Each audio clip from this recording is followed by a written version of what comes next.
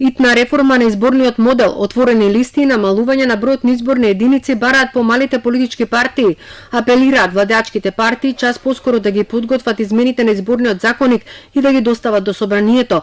Во спротивно, повторно ќе бидат принудени да прават коалиции и да зависат од нив.